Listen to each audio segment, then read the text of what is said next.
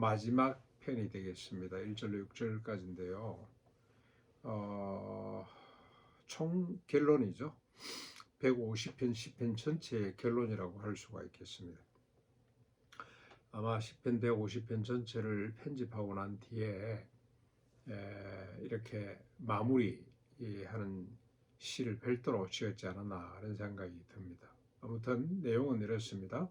하나님의 백성들 플러스 호흡이 있는 자, 이 땅에 살아있는 모든 인간들은 찬양해야 되죠. 하나님을 찬양해야 합니다. 성소에서도 찬양하고 궁창에서도 찬양해야 합니다. 찬양하자고 촉구를 하고 있는 거죠. 성전에서만, 교회에서만, 예배당에서만 찬양하는 것이 아니고 우리가 살아가는 모든 공간 속에서 찬양, 우리가 존재하고 있는 시간과 공간, 호흡은 어떻게 보면 시간이겠고요. 궁창, 성소는 이게 공간이죠. 자기가 살아가는 시간과 공간 속에서 하나님을 찬양해야 한다는 겁니다. 어떻게 찬양하냐? 나팔 소리로 찬양하고 비파와 수금으로 찬양하고 소고를 치면서 찬양하고 춤추면서 찬양하고 해락과 통소로 큰 소리 나는 재금으로 높은 소리 나는 재금으로 하나님을 찬양하자. 저희 교단에서 한때 교회에서 기타를 친다고, 교회에서 드럼을 친다고 큰 문제가 생긴 적이 있습니다.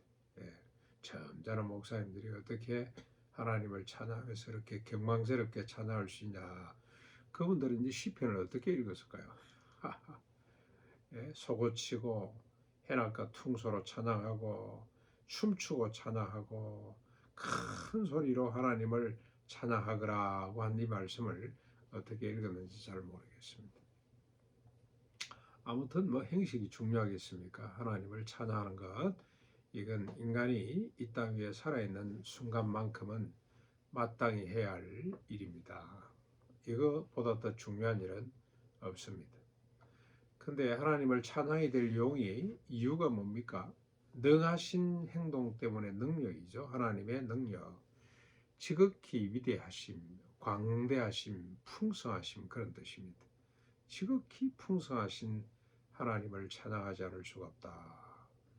그런데 하나님의 여호와 하나님의 능하신 행동과 지극히 위대하심, 다시 말하면 능력과 광대하심이 뭐냐, 풍부하심이 뭐냐 하는 겁니다.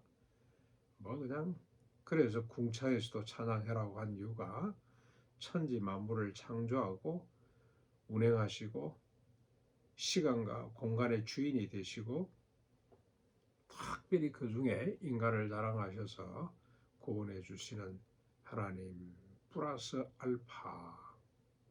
우리는 하루에 세 끼 식탁을 대하면서 하나님을 찬양하지 않을 수가 없습니다. 나 혼자만 먹이시는 것이 아니고 이 땅에 이렇게 많은 인간을 먹여주시고 우리가 숲속에서 울부짖고 있는 뭐 노래하는 거라고 생각을 합니다만 저는 고라니 소리를 들으면서 나무를 쪼고 있는 딱따구리 소리를 들으면서 봄에 피어나는 물망초, 아네모네, 그리고 이 뭡니까 강아지 똥풀, 이것들을 보면서 하나님을 찬양하지 않을 수가 없습니다. 어떻게 시간이 공간이 되면 딱딱 피어나는지 하나님께서 운행하시는 걸 생각해 보면 하나님을 찬양하지 않을 수가 없습니다. 새벽에 예배드리기 위해서 종치기 위해서 내려오다가 하늘을 보면 하나님을 찬양하지 않을 수가 없습니다. 저렇게 별들이 제자리를 딱딱 지키고 있는 모습을 보면 소리 소문도 없이 뭐 에너지가 인간이 만들어 놓은 에너지하고 비교할 수 없는 에너지로 운행되는 우주 만물, 밤하늘의 별들을 보면 하나님을 찬양하지 않을 수가 없습니다. 그래서 결론은 호흡 있는 자마다 성소에서 궁창에서 여호와를 찬양하라 하는 것입니다. 오늘도 우리가 호흡이 있죠. 호흡이 있습니다. 우리가 살아가는 이 공간이 있습니다. 시간이 있고 오늘도 찬양으로 메꾸는 하루가 될 수 있기를 바랍니다. 찬양하고 또 찬양하는, 계속해서 찬양하는 오늘 우리의 호흡이 될 수 있기를 바랍니다.